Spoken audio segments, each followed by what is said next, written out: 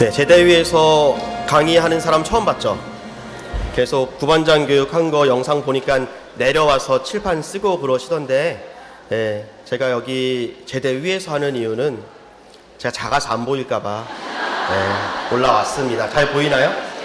네, 사실 뭐 잘생긴 것도 아니라서 뭐 봐봤자 뭐 몸에 좋은 건 아니지만은 어쨌든 올라와서 여러분들과 눈을 마주치면서 이야기를 하려고 올라왔습니다. 그리고 한 가지 더 중요한 게 있어요. 제가 요즘 숱이 좀 빠지고 있어요.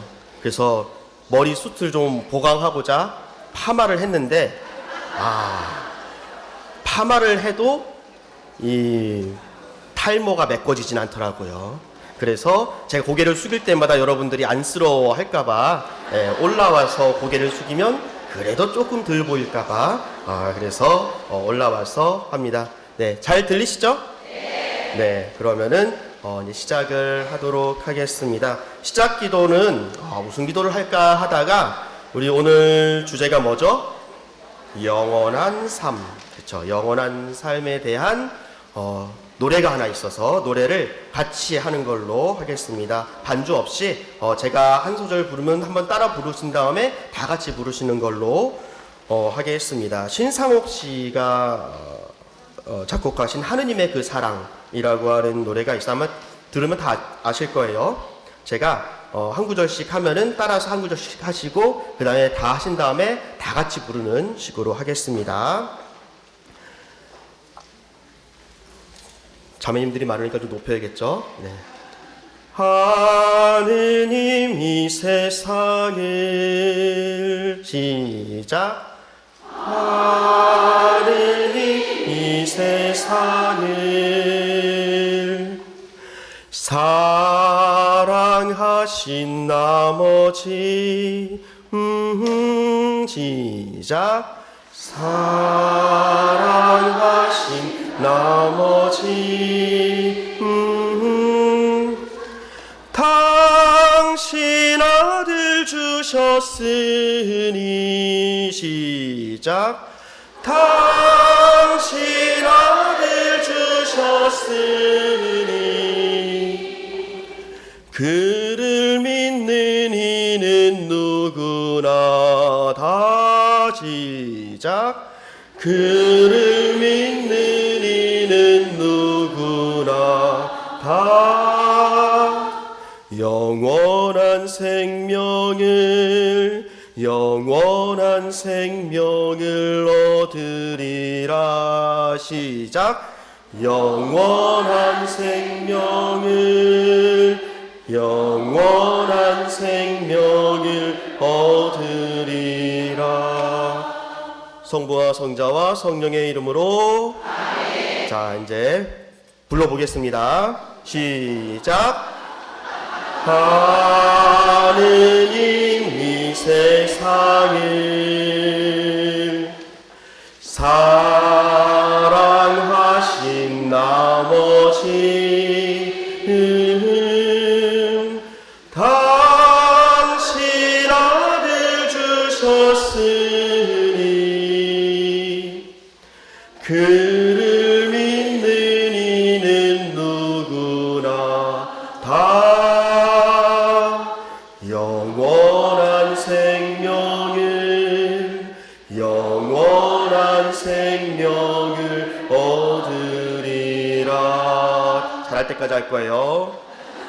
하느님 이 세상을 사랑하신 나머지 당신 아들 주셨으니 그를 믿는 이는 누구나 다 영원한 생명을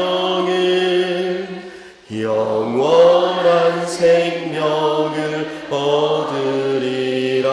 한 번 더 할 겁니다. 하느님 이 세상을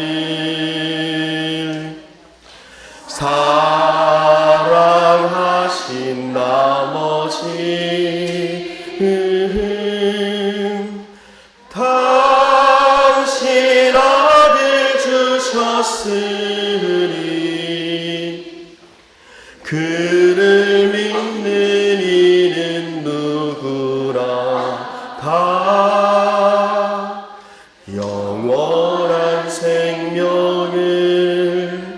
영원한 생명을 얻으리라. 성부와 성자와 성령의 이름으로. 네, 이제 집에 가면은 이 멜로디가 이제 귀에서 계속 흘러나올 겁니다. 이 내용이 사실 오늘 제가 말씀드릴 내용의 처음과 끝입니다. 이 내용만 그냥 기억하고 있어도 오늘 강의는 그냥 잘 들었다라고 생각을 하시면 되겠습니다. 오늘 우리는 영원한 삶에 대해서 이야기를 하게 됩니다.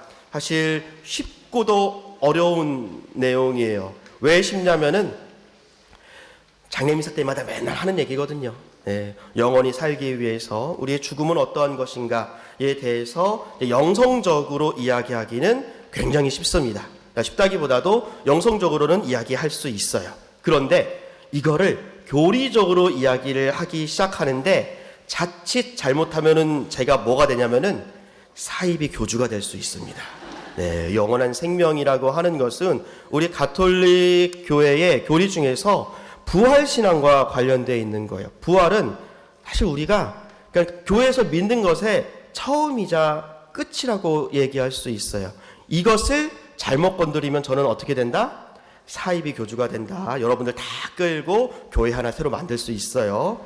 그래서 조심할 수밖에 없는 주제다. 그래서 제가 미리 이 밑밥을 깔아놓는 거는 저는 이걸 준비를 하면서 뭐를 주로 이렇게 좀 봤냐면은 가톨릭 교회 교리서하고 그 천주교 중앙협의회 그리고 그 주교협의회에서 나온 CBCK에서 나오는 정통 교리에 관련된 책들. 어떨 것 같아요? 네, 딱딱해요. 어쩔 수 없어요. 여러분들에게 정확하게 이야기를 하기 위해서는 뭐 아무리 재미있게 얘기를 한다 하더라도 재미가 없을 수 있다. 농담 하나 잘못했다가 이상한 신부 될까봐 또 그런 것도 있고, 앞에서 카메라가 저를 지그시 지켜보고 있거든요. 저에 또 잘못 나갔다가 주교님이 지나가다가 보시고 얘가 신학교를 덜 다녔나 보네 하고 신학교에 다시 집어넣을 수도 있으니까요. 이렇게 좀 재미가 없더라도 잘 들어주시기 바랍니다. 혹시 죽고 싶은 분 계신가요? 나는 진짜 죽고 싶다. 난 죽고 싶어 미치겠다. 그쵸. 손을 안 들지만은 가끔 그런 생각을 하는 분들도 있는데, 우울증에 걸리지 않는 이상은 사실 죽고 싶다는 말을 쉽게 하기는 어렵습니다. 아이들끼리 장난칠 때나 너 죽을래? 하는 이야기를 쓰지, 죽음이라고 하는 것에 대해서 우리는 조금은 반감이 있을 수 있습니다. 근데 그런 생각이 또 들어요. 아니, 죽으면 하느님 만난다며, 죽으면 하늘나라 간다며, 죽고 천국에 가면 행복하다며, 그런데 왜 죽기 싫어? 라는 질문을 하는 사람들이 있어요. 그렇죠? 사실 어떻게 보면 되게 이율배반적인 거예요. 아니, 우리는 현세를 행복하게 사는 과정 가운데에서 천국을 꿈꾸는데, 아니, 천국에 가는 걸 염두에 두려면은 굳이 현세를 열심히 살아야 되나? 하지만 우리는 잘 알고 있죠. 하느님과의 관계 안에서 우리는 이 세상에서의 삶이 굉장히 중요하다는 것을. 그래서 천주교에서는 자살을 절대적으로 금지하고 있습니다. 그러니까 현세가 굉장히 의미 있다라고 하는 것은 잊지 않은 상태에서 우리는 죽음과 하늘나라 그리고 영원한 삶에 대해서 이야기를 해야 합니다. 장례식장에서 이게 유가족에게 하늘나라에서 이제 행복하게 지내실 거예요라고 이제 위로의 말을 건넬 때가 있습니다. 근데 위로가 되는 경우도 있고, 어떤 경우에는 또 그 말을 듣자마자 또 울기도 해요. 예전에 들은 건데, 어떤 분들은 신부님이 돌아가신 분 앞에서 이제 울고 있는 모습을 보면서 저 신부님은 믿음이 약한가 보다 라고 이야기를 하신 분이 있었대요. 저도 들은 내용이에요. 어때요? 왜 울지? 천국 갔는데? 그런 생각이 들죠. 안 들어요? 네. 말려들지 않네요. 네. 우리는 예수님도 우신 장면을 봤어요. 언제 우셨죠? 네, 맞아요. 자기 친구 라자로, 예수님을 깊이 이해했던 그 가족들, 그 남매들 중에 친구라고 이야기했던 라자로의 죽음 앞에서 눈물을 흘리셨음을 알고 있습니다. 죽음에 대한 슬픔은 믿음과 상관없는 겁니다. 그러니까 지금부터 신부들이 부모님 돌아가셨다고 울고 있으면은 에휴 저 믿음이 부족한 양반아 하지 마시고 인간적이구나.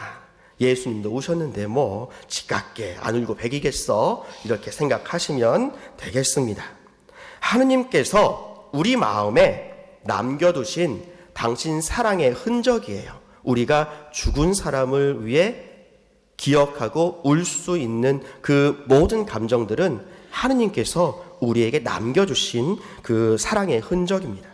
그리움이라고 하는 마음은 원초적인 것이고 우리 신앙의 근간은 그래서 기억하는 것입니다.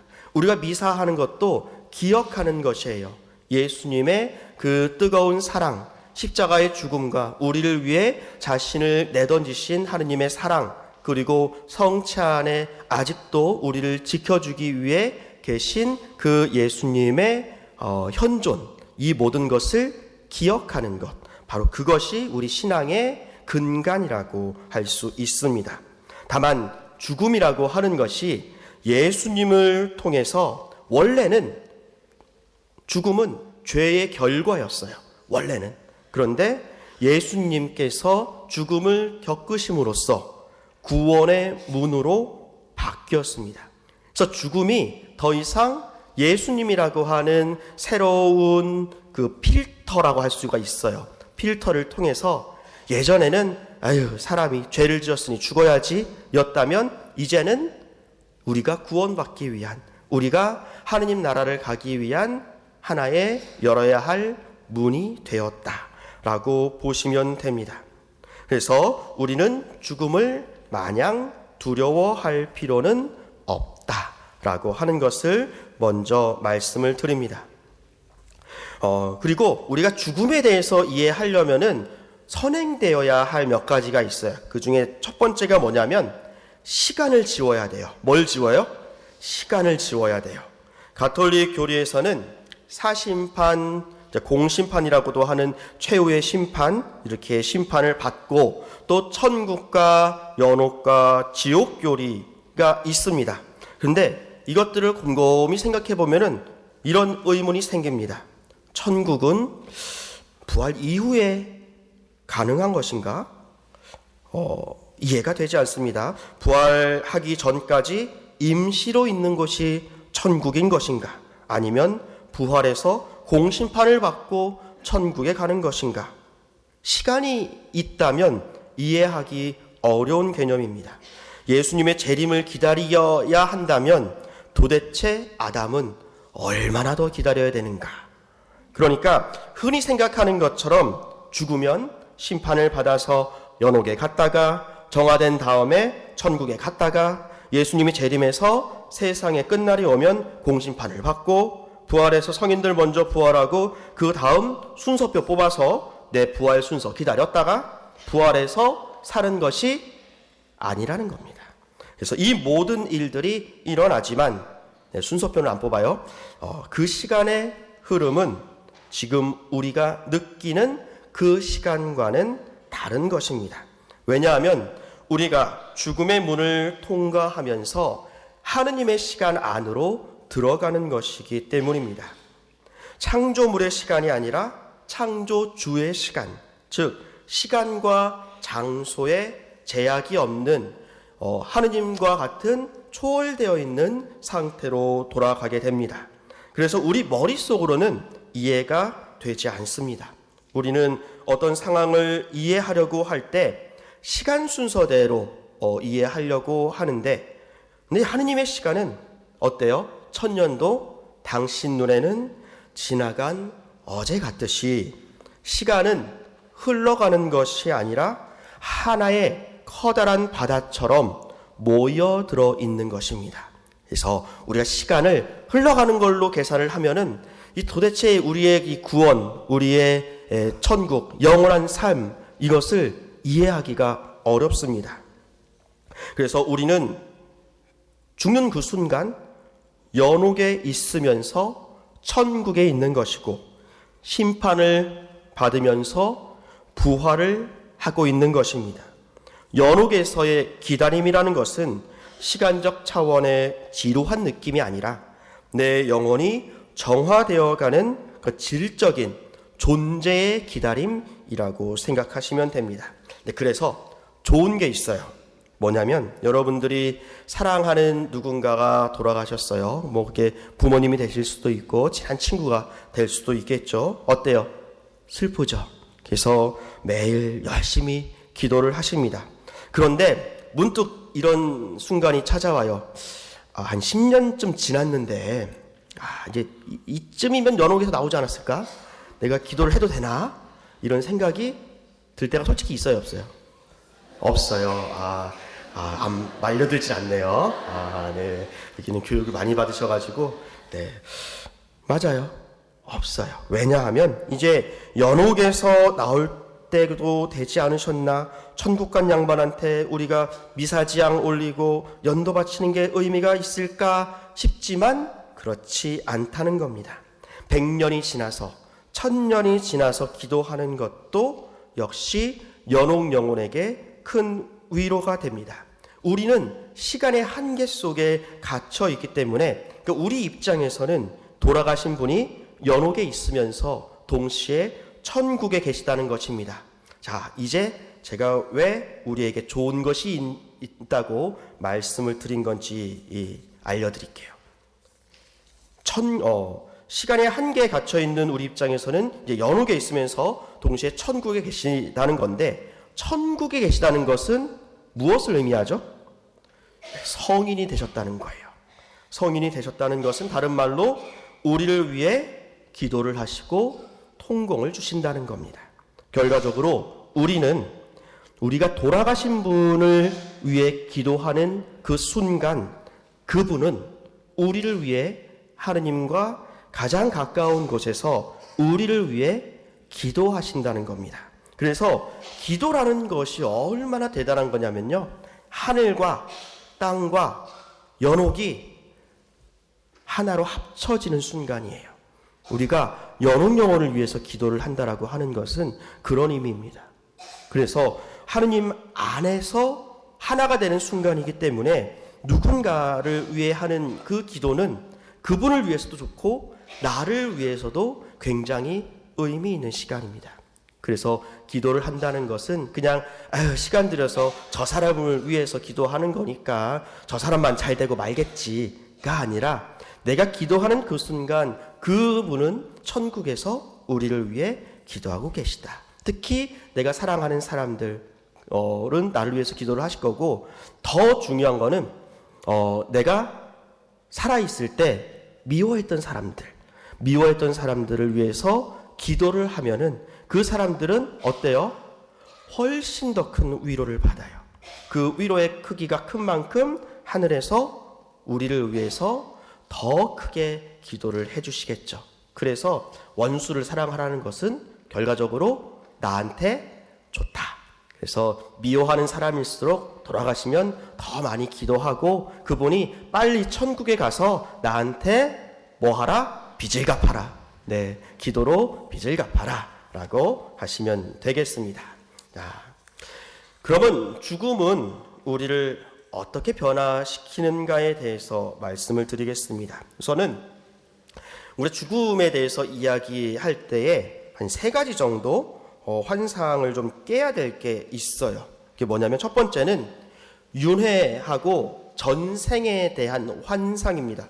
요즘 뭐 이런 드라마들 많이 나오죠. 뭐 전생에 뭐였고 윤회해가지고 뭐가 되고 뭐 그런 건데, 이런 게 실제로 있을까요? 없다는 거 다들 아시죠? 근데 이게 드라마에서 너무 멋지게 보이니까는 뭔가 꿈을 꿔요. 나는 전생에 어떤 공주였던 것 같은데 저는 전생에 내가 이순신 장군이었나? 우리나라에 이순신 장군 전생인 사람은 1000명이 넘는다고 하죠.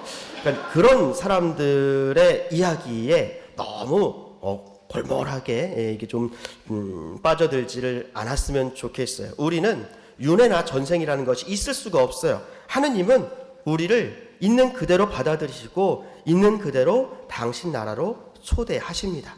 절대로 다시 돌려보내지 않으세요. 무슨 신학교에서도 보면 이제 시험 잘못 보면은 재시험을 보거든요. 너는 잘못 살았으니까는 재시험 봐 해가지고 다시 땅으로 돌려보내고 그런 일은 없습니다. 그러니까 윤회나 전생은 그냥 드라마의 설정이구나 하고 생각하시기 바랍니다. 그리고 두 번째는 요즘 너무 이런 것들에 대한 이야기가 많아요. 귀신, 무당. 우리가 죽으면 귀신이 되나요? 어떻게 생각하세요? 요즘은 의외로 이 성당이나 교회 다니시는 분들 중에 귀신을 찾는 사람들이 많아요. 이 말이 뭐냐면은 전보로 다니는 사람들 많다는 얘기예요. 은근히 찔리시죠? 이상하게 열심히 하시다가 한 번씩 혹해가지고 점집에 다녀오시는 분들이 있습니다. 손들라 그러면 또 안 들 거니까. 자, 점집에 가면은 이제 점을 봐주죠. 이 점 말고요. 점을 봐줍니다. 어때요? 맞추나요? 못 맞추나요?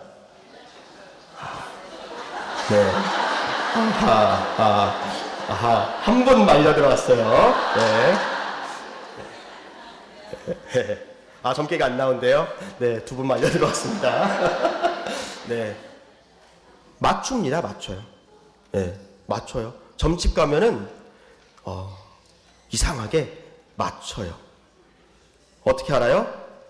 얘기를 많이 들었어요. 저는 제가 갈 일은 없어요. 저는 진짜 안 갔어요. 이게 뭐냐면은 조상의 모습이나 혹은 간절히 바라는 누군가의 모습을 하고 나타나요. 그게 누구냐면은 마귀가 있어요. 마귀가. 점집에 가면은 마귀가 있습니다. 그 마귀가 우리가 사랑하는 사람의 모습으로 나타나기도 하고 영적인 존재이기 때문에 우리의 당장의 내일에 대한 일은 알려줘요. 그리고 거기에 빠져들게 해요. 내일의 일, 또 내일의 일, 이런 일들에 대해서 이야기를 해줍니다. 당장 내일만 이야기하는 것이 아니라 나에게 가까운 내가 혹할 만한 어떠한 이야기를 해줍니다.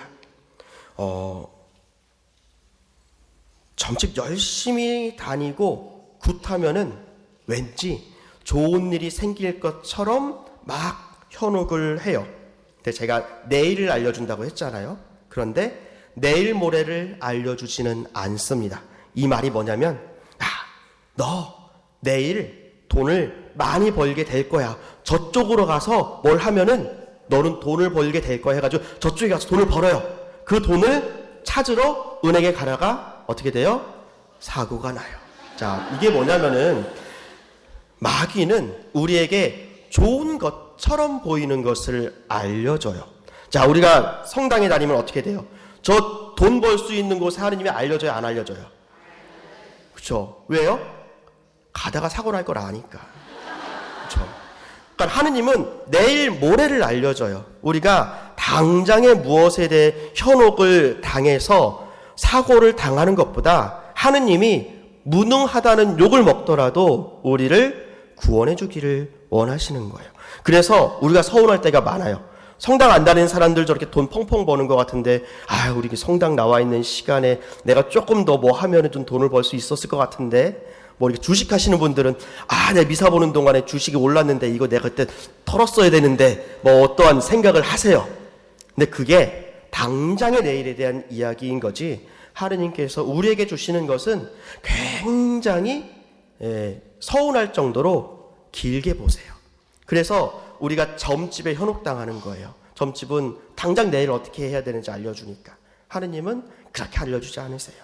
그래서 우리가 마귀를 내쫓기 위해서는 그 당장 내일에 대한 이야기하는 것을 듣지 말아야 돼요.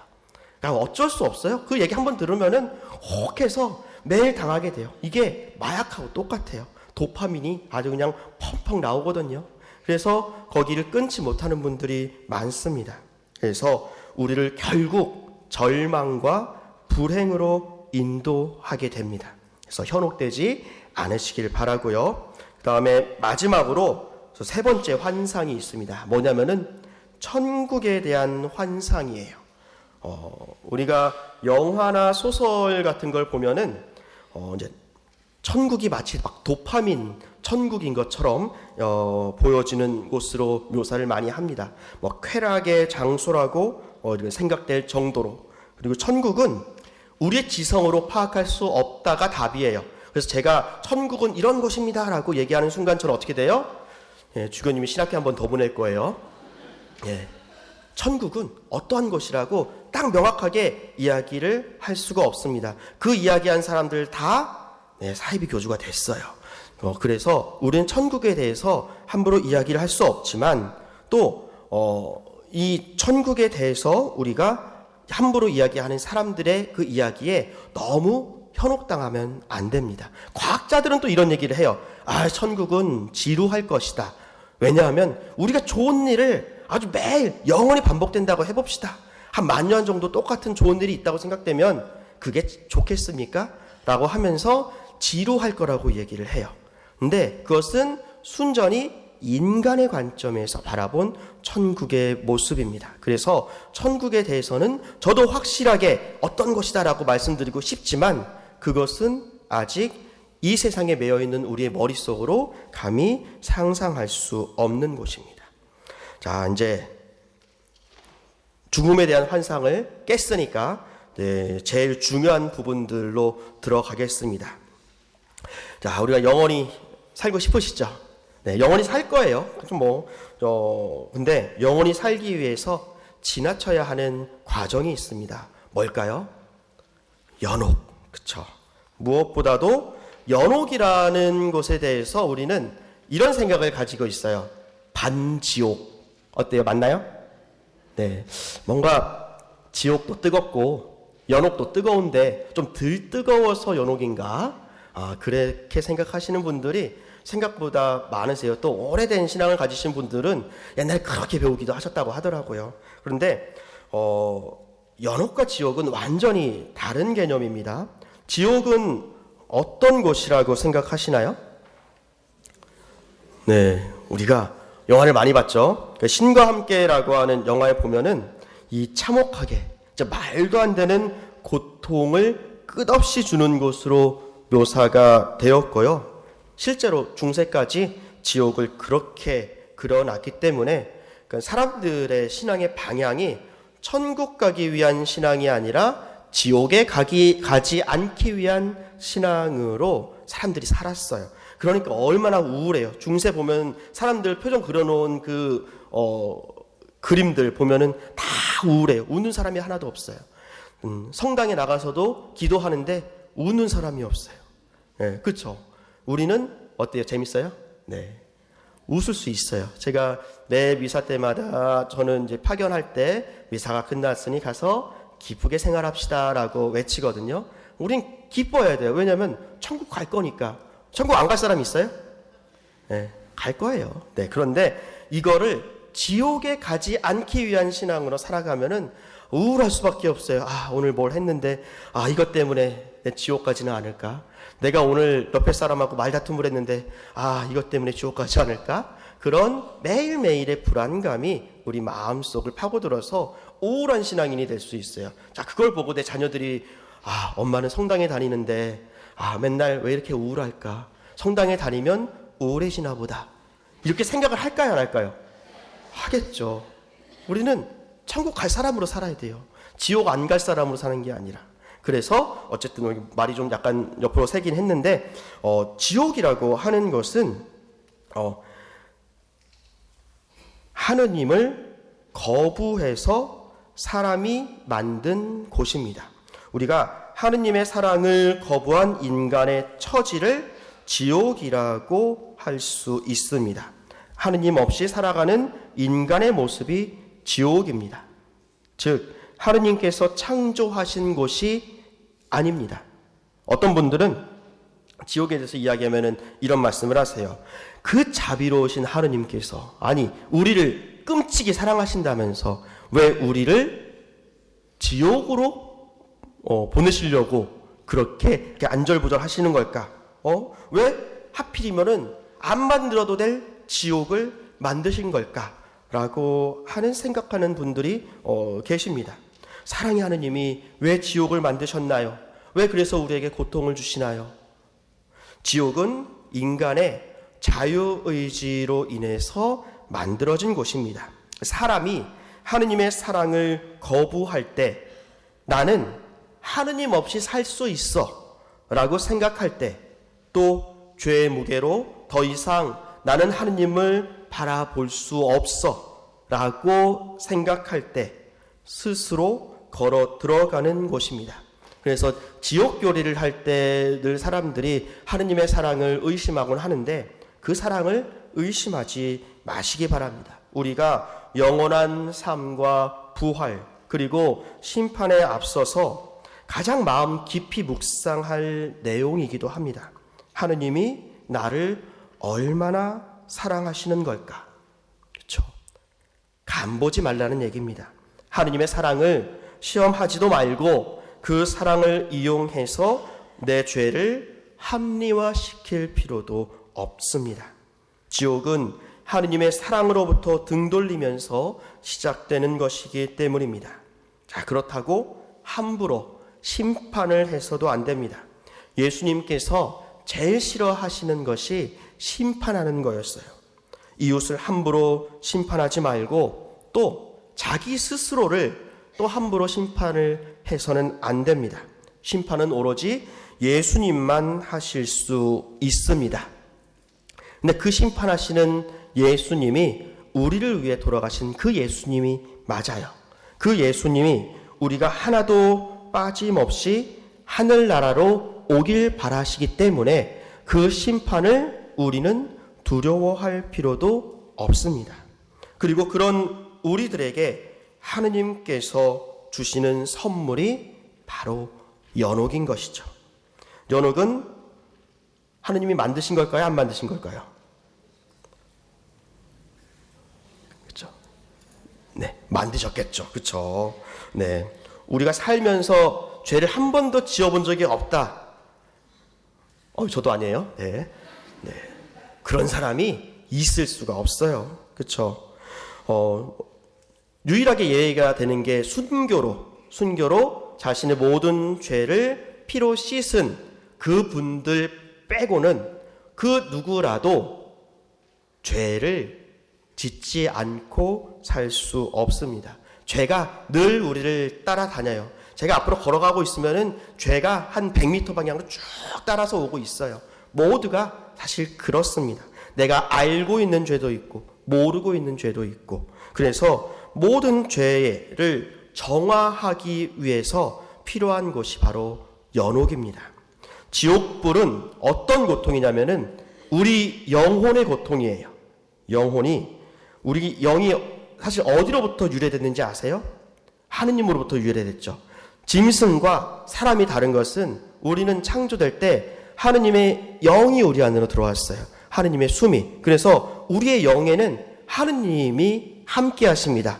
그 말이 뭐냐면은 우리가 하느님을 거부한다는 것, 하느님의 사랑을 거부하고 등 돌린다는 것, 그것은 다른 말로 나 자신을 버린다는 것과 똑같아요.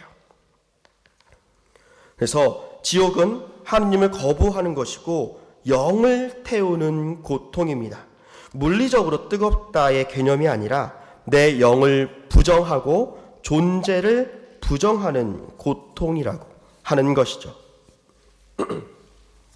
그런 존재적인 고통이 지옥불로 표현되는 것입니다. 자, 그러면 연옥불은 어떤 고통이냐면 우리의 죄와 벌을 살라버리는 고통입니다. 그 고통의 강도는 어느 정도일까요? 최소한 나의 죄로 인해서 생겨난 이웃의 고통, 그 이상이 되겠습니다. 살아있을 때 용서받는 것은 그렇게 어렵지 않을 수 있어요. 왜냐하면 진심으로 뉘우치고 죄를 용서해달라고 눈물을 흘리면 웬만한 죄들은 다 용서받을 수 있기 때문이죠. 그래서 예수님께서도 법정으로 가기 전에 모두 화해하라고 하신 것입니다. 죽으면 그렇게 쉽게 용서받을 수가 없습니다. 용서받지 못한 죄는 우리 영혼에 문신처럼 남습니다. 문신 지우려면 굉장히 고통스럽다고 합니다. 연옥에서 내 죄를 지우려면 너무나도 고통스러울 것입니다. 어떤 거냐면요, 내가 그렇게 잘못을 했구나, 나로 인해서 이 사람이 이렇게 고통을 받았구나, 내가 나도 모르게 상처를 줬구나, 저 사람은 내 말 한마디에 평생 수치심을 느꼈구나, 이런 모든 고통에 대한 공감, 그리고 그 고통이 내 영혼에, 연옥에 있는 내 영혼에 상처를 주는 것입니다. 그 고통을 남기는 것이에요. 연옥 영혼을 위해 기도하면 어떤 일이 일어납니까? 라고 여기에서 질문이 들어올 수 있습니다. 우리 영혼에 위로를 줍니다. 연옥불로 정화되면서 느끼는 가장 큰 고통이 뭘까 생각을 해봤어요. 저는 다른 무엇보다도 외로움이라고 생각이 듭니다. 철저히 혼자서 그 모든 시련을 견뎌야 하니까요. 그런데 연옥 영혼을 위해 기도하면 영혼에 위로를 줍니다. 괜찮아. 그래도 너 열심히 살았잖아. 당신은 좋은 사람입니다. 같은 이야기들로 우리 영혼에 위로를 줘요.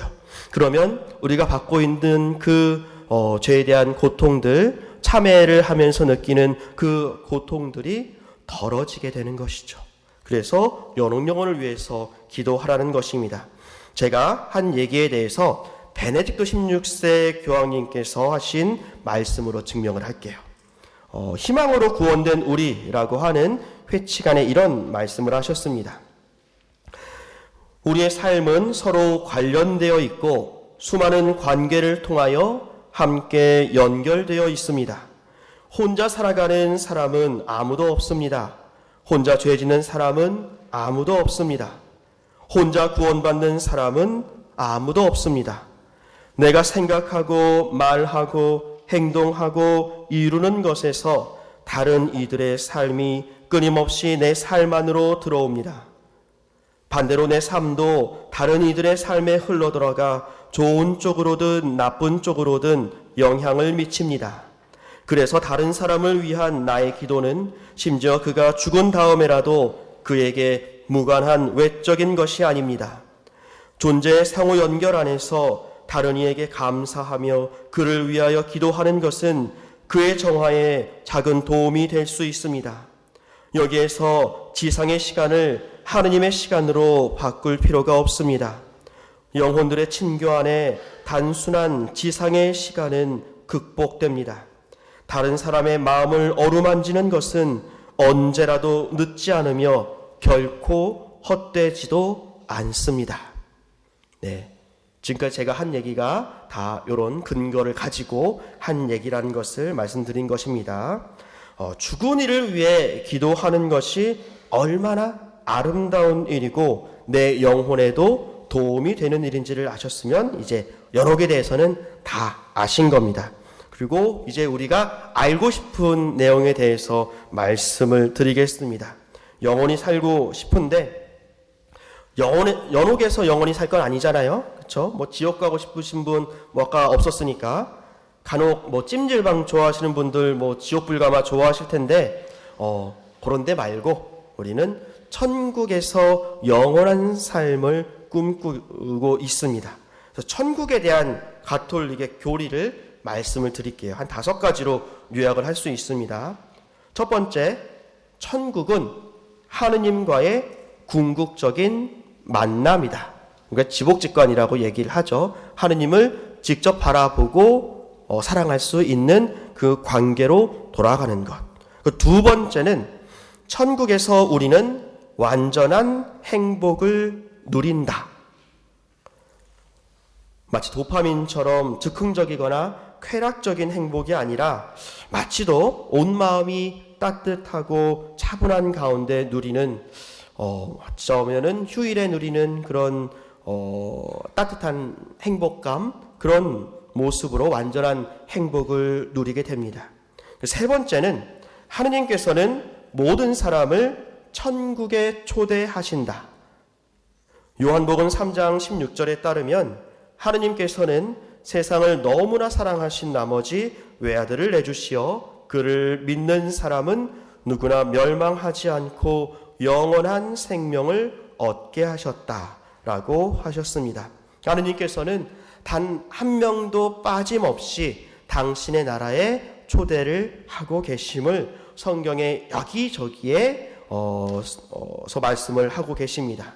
그 네 번째는 천국은 이미 이 세상에서 시작된다. 하느님의 나라는 너희 가운데 있다라고 말씀을 하셨습니다. 나와 너 사이, 즉 관계 안에서 우리는 천국을 경험하곤 합니다. 사랑하는 사람과의 관계, 자녀를 출산하고 처음 안을 때 그 느낌을 한번 기억해 보십시오. 그때보다 더 행복할 수 있을까? 어쩌면 지상에서의 행복감, 그런 것들을 지속적인 것은 아니더라도 그 느낌을 알 수 있을 것입니다.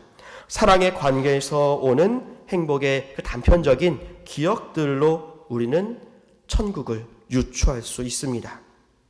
그리고 다섯 번째, 천국은 우리의 절대적 희망입니다.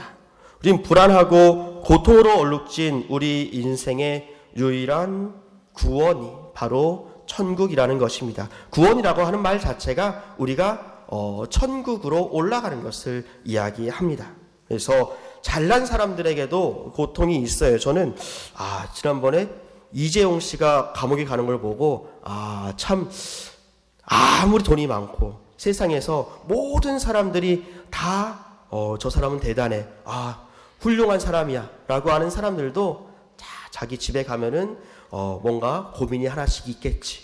여기에서도 뭐 정말 행복한 표정을 짓고 있지만은 집에 가면은 또 지질이 또 볶아야 하는 그런 사람들이 또 있을 수 있고요. 마음속에 어쨌든 고통의 아주 조그마한 편린이라도 없는 사람이 없습니다. 저는 뭐 강남에 사는 사람들은 모두가 행복한 줄 알았는데 강남에도 자살하는 사람들이 있고, 그렇죠? 그러니까 우리가 사는 이 세상 안에서는 완전한 행복을 느낄 수가 없어요. 뭐 모든 일들이 다 잘 돼요. 그럼 어떤 일이 생겨요? 건강이 안 좋아져요. 그럼 어떻게 할 수가 없어요. 우리가 사는 이 세상 안에서는 절대적인 희망을 가질 수는 없습니다. 우리가 가지는 절대적 희망은 바로 천국에 있다라고 하는 것. 바로 이 다섯 가지 기본 교리가 우리 가톨릭 교회에서 가르치는 정통 교리입니다. 우리가 영원히 살 곳은 천국입니다. 가톨릭 교회 교리서 1024항에서 천국을 이렇게 정의 내렸습니다.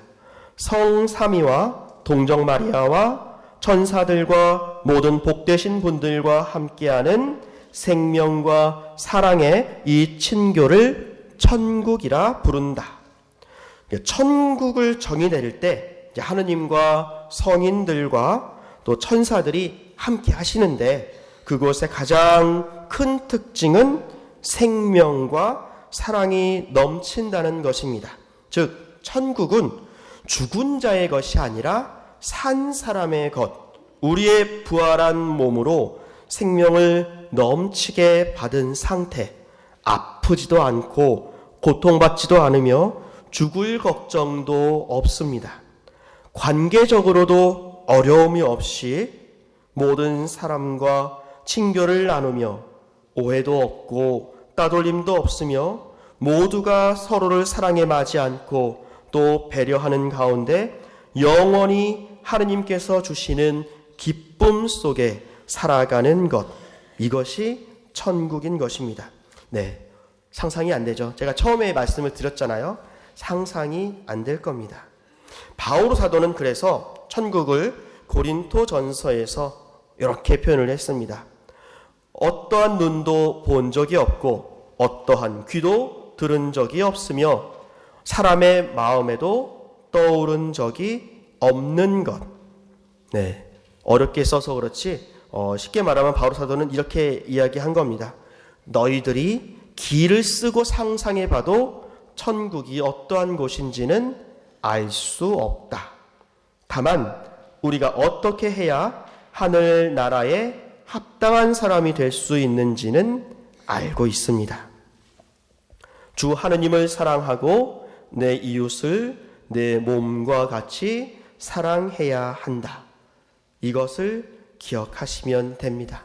하느님께서는 우리를 당신의 나라에 초대하셨고 어쩌면은 뭔가 복잡해 보이지만 우리를 당신 나라에 합당한 사람이 되도록 만드시려고 연옥이라고 하는 사랑의 공간을 만드시고 거기서 모든 사람에게 하늘나라의 고난을 주시고 하늘나라에서 모두가 하느님을 바라보며 살기를 원하신다. 바로 그것을 기억하시면 됩니다. 그게 바로 처음에 우리가 시작 기도로 노래했던 하느님 이 세상을 사랑하신 나머지 당신 아들을 주셨으니 그를 믿는 이는 누구나 다 영원한 생명을 얻으리라 라고 하는 말씀으로 귀결이 되는 것입니다. 네, 강의는 여기까지로 마치겠습니다. 혹시 질문이 있으시면 네, 본당 신부님들한테 여쭤보시면 되겠습니다. 네, 길어지는 거 별로 안 좋아하시잖아요, 그렇죠? 네, 그러면은 마친 기도로 영광송 바치고 마치도록 하겠습니다. 모두 일어서십시오. 성부와 성자와 성령의 이름으로 아멘. 영광이 성부와 성자와 성령께 주님께서 여러분과 함께 전능하신 천주 성부와 성자와 성령께서는 여기 모인 모든 김포지구 구반장들에게 강복하소서. 아멘. 성부와 성자와 성령의 이름으로 아멘. 감사합니다.